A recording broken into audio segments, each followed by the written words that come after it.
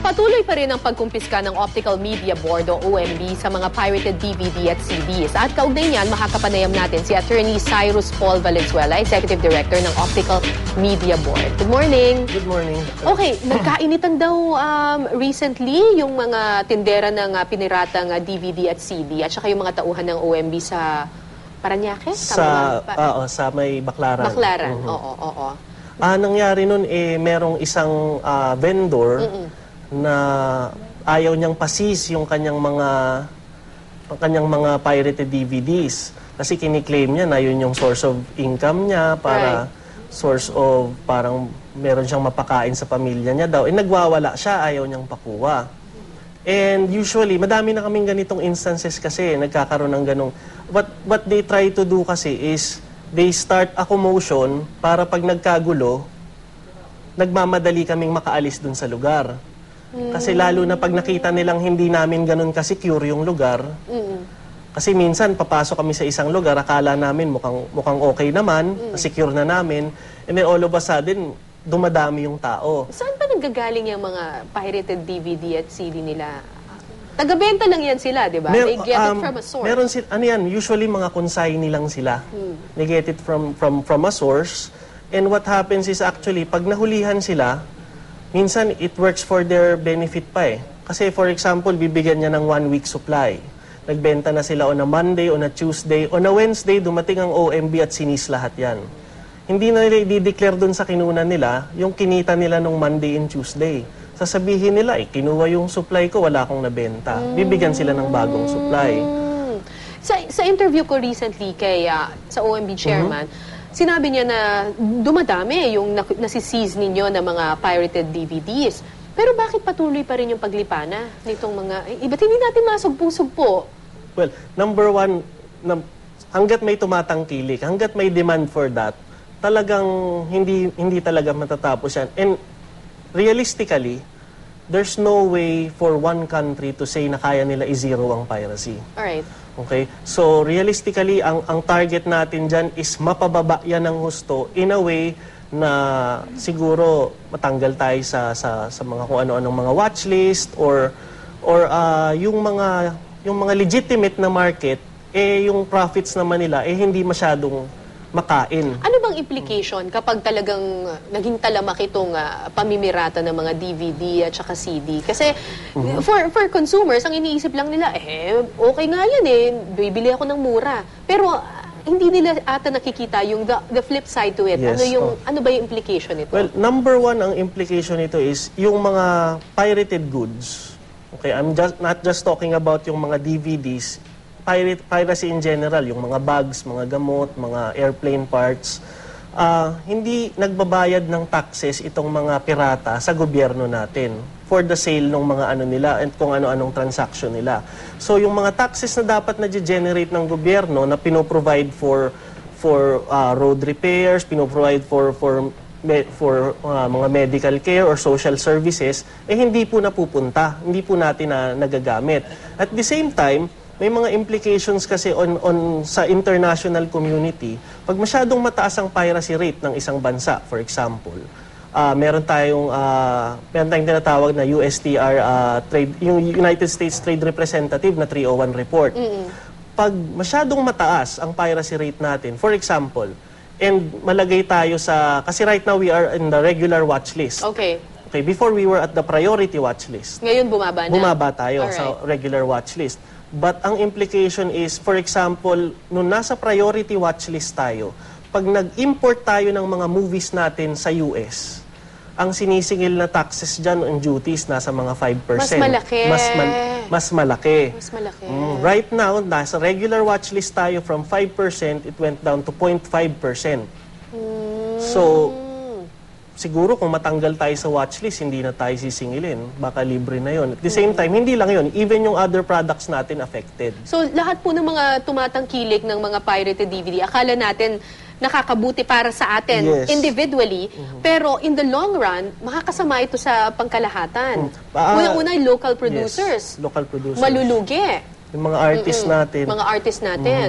I think recently may record company na nag-downgrade and yun, may mga artist na hindi na-renew yung contract. And parang hindi naman po maganda tignan para sa, not just for dun sa mga nawala ng trabaho, but dun sa music in general, kumbaga yung art natin, art and culture natin in general. Pero hindi ba natitimbrehan itong mga tindera na ito, kaya nahihirapan din tayo sa pagsugpo sa kanila? Madaming ways kasi para magtimbre. I'm not discounting the possibility na baka meron sa office namin. But kung meron man, we are very watchful sa mga movements ng aming mga tauhan. Lagi namin sila minomonitor to make sure na wala sa kanilang magli-leak ng any information. The same time, kung meron kaming nabalitaan, we make them answer. We conduct an investigation. Pero at the same time, madami kasing factors na you have to consider. Minsan, pag nagkaroon kami ng isang target, halimbawa, yung first target namin, positive yan. Yung subsequent targets namin for that day, wala na, sarado na yan lahat. Kasi yung mga unang target namin, nag-text na yan. So sometimes ang ginagawa namin is nagsasimultaneous kami ng mga enforcement. But ang nangyayari minsan is we spread our ranks very thin. So nahihirapan din kami in terms of manpower. Ayun, kasi sa sobrang dami naglipa na talaga itong mga ito. Sinabi mo kanina sa akin na isa sa mga arguments ng mga tindera kapag kayo'y nagko-confiscate ay ito lang daw ang kanilang source of income. Yes.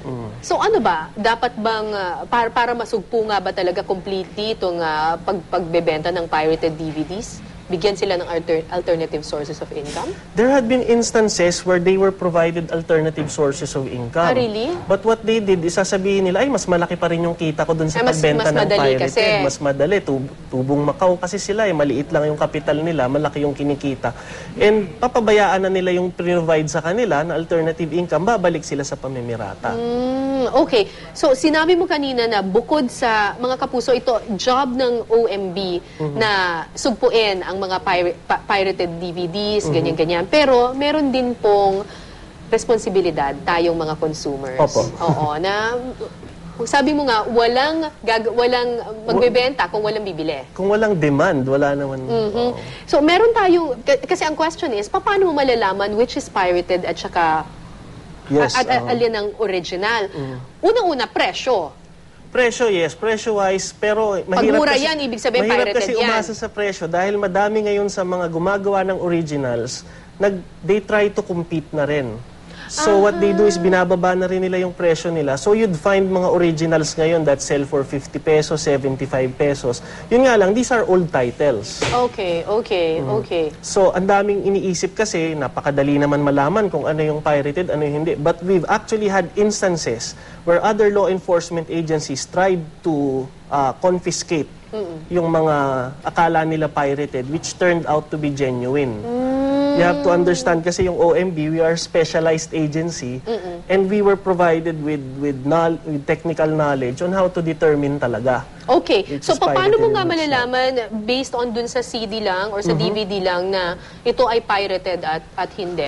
Well, first off, dun pa lang sa itsura niya. We have 3 CDs dito. We have 3 CDs. Okay. So, dun pa lang sa harap, makikita mo na minsan, yan. Makikita mo na minsan, meron yung original, meron yan pangalan na nung distributor, local distributor. May nakasulat dito. May nakasulat na yan. Yung mga pirated, wala. Kasi most of it are imported. Okay. So they distribute it, hindi lang sa Pilipinas, they distribute it sa iba-ibang bansa pa. Okay. So, what's gonna happen hanapin mo yung distributor. Yes, that's okay. one.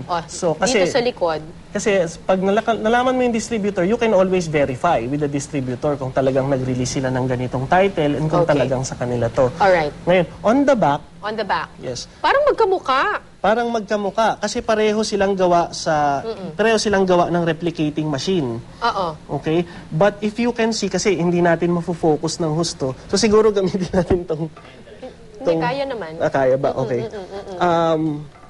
Yun kasing original, meron silang tinatawag na seed code. Ayun, may number na maliit. May mga certain watermarks na didetermine. Ito, dito po, kung nakikita po ninyo to, meron siyang number. Oo. Letters ito, 4 na, 6 na letters at saka 2 number. It's IFPI and then 4 numbers. Then 4 numbers. Tapos dito, pag nakikita ninyo, itong kabila, wala. Wala siya. wala So, nakasulat. you look for this, definitely that's original. Pag meron kasi niyan, it means na naka-register yan usually. And matitrace namin kung saan, anong makina yung gumawa Okay, niyan. what else? Ano pa yung mga na original? Other than that, makikita nyo rin yung naka-engrave yung title minsan. Naka-engrave yung Naka-laser title. engrave yung title, tsaka yung Oo nga, no? may mold code pa siyang tinatawag. Oo, ito, wala. Wala na siya. Pag nakikita ninyo, pag ginanyan nyo siya, meron ditong makikitang, may title. Makikita mo yung title ng pelikula, pero yung pirated wala. At the same time, yung ano kasi, yung under ng batas natin sa Republic Act 9239, automatic, pag walang SID code, kahit anong claim mo na original, that's illegal. Okay. So you look for the code at saka you look for the title na naka-engrave dito. Opo. Kung makikita Original niyo po, ito pa yun. po, isa pa pong sample. Ito pa yung isang sample ng peke. Opo, ito po. Iba kulay. Iba yung kulay niya, kulay blue. Kulay blue. Kasi po, ito po, hindi po to pressed copy. Ito po tinatawag na pressed copy. Gawa po to ng replicating machine. Galing po to sa ganitong plastic. Okay. From this plastic, yung polycarbonate na tinatawag, tutunawin yan and then ginagawa na siyang DVD. At sigurado kayo, kapag original, maganda yung kopya. Maganda yung copy. Ito yung tumatagal ng ilang taon or ilang gamitan bago. Pero yung mga ganitong Yung klase, mga ganitong klase, ito na yung mas manipis. Oo, ito yung sinasabi nilang mga binibenta ng tigbi 20 pesos. Oo, mas tigbi manipis 15 siya, iba pesos. kulay. Tapos makikita ninyo, wala talagang code or anything. Tsaka yan yung usually Kumpara dito, once or twice mo lang panoorin, sira na. once or twice lang sira na to, Oo. yung pirated. Pero itong original na meron ditong code na makikita ninyo dito, ayan, magtatagal yan ng Tsaka taon. may guarantee po yan. Pag binili nyo po yan at hindi nag-play, pwede nyo pong ibalik yan, papalitan po yan ng binilan So, nyo. masulit pa rin bumili talaga ng Masulit po original. talaga. At the same Okay. time, nakakatulong pa po tayo sa ating economy. Right, right. Ano po yung parusa sa mga mahuhuling nagtitinda or bumibili ng pirated DVD? Una yung nagtitinda. Yung nagtitinda, ang parusa dyan is a minimum of 30 days imprisonment, maximum of 90 days. At the Okay. same time, may fine yan na 25,000 pesos to 50,000 pesos, depending on the discretion of the judge. Alright. So yung judge na po magdi-decide within 30 to 90 days. at saka 25,000 pesos. 25 to So yung mga 50,000 tinderang pesos. nahuhuli ninyo sa Baklaran, kung saan-saan, nagbabayad to, nagpapiyansa to ng 25,000 pesos? Ano, yun yung fine na pwedeng i-impose sa kanila ng Okay. judge. Pero usually yung piyansa for that is, I think, 10,000 pesos. 10,000 pesos. Alright. Yung mga bumibili naman ng pirated DVD, Okay. may parusa ba yan? Yung bumibili, medyo gray area tayo sa bumibili. Under dun batas natin, Republic Act 9239, walang nakasulat na penalty for buying, act of buying. Although meron for act of possessing. So if you possess mga pirated DVDs, it's still possible, but it has to be, yung possession mo would have to be in commercial quantities, meaning may intent for you to profit from it. So, ibig sabihin, pag bumili ka ng paisa-isa, walang kaso yon. Pero pag bumili ka ng marami, na mukhang parang ibebenta mo na, Opo. pwede ka nang makasuhan. Ano yung marami? Under po nung batas natin, it's 6 pieces na iba-ibang titles or 3 pieces na same titles that creates a presumption against you na gagamitin mo, may intent ka to profit O, from it. tandaan nyo yan ha. 6 na iba-ibang title. Opo. 6 na iba-ibang Or title. 3 na pare-pareho. Or 3 pare-pareho, pwede ka nang mahuli. Pwede na po. Ano ang multa? At the same po, it's pwede ka pong makulong ng 30 days to 90 days or pwede kang mamultahan ng 25,000 to 50,000 pesos. Pero mga kapuso, kaya maparusahan kayo or hindi, wag na po tayo bumili ng mga pirated Opo. DVD kasi hindi nakakatulong sa ekonomiya at saka pangit pa yung copy. Hindi rin sulit sa pera. Tsaka, there's a possibility po na masira yung mga makina nila. One way of determining pa rin po kung pirated is makikita nila ang dami ngayon nagkalat nakasulat Blu-ray. Yes, oo, na nakalagay sa parang tin can na Opo, Blu-ray. magandang packaging eh. Ang tandaan po nila, ang Blu-ray po, hindi po yung DVD. Iba po ang DVD, ibang VCD, iba ang Blu-ray. Okay. So meaning, Pag sinaksak mo yung Blu-ray sa pag DVD sinaksak machine mo ang mo, Blu-ray sa DVD machine, hindi yan magpi-play. Is that dapat may Blu-ray machine ka para i-play ang isang Blu-ray. Or baka na disc. masira yung DVD machine mo? Ganun ba? Hindi naman, hindi lang Hindi siya naman. mababasa. Hindi Dahil siya ibang mababasa. format siya. So kung sinasabing Blu-ray copy at plinay mo sa iyong DVD player, ibig sabihin po ay peke po yan. Niloloko lang po kayo na Blu-ray. Baka po Blu-ray copy or kinopya sa Blu-ray. Pero it's still a DVD copy. Okay, alright. Maraming salamat, Thank you, Attorney Cara. Cyrus Paul Valenzuela ng Optical Media Board. Thank you, sir. Thank you.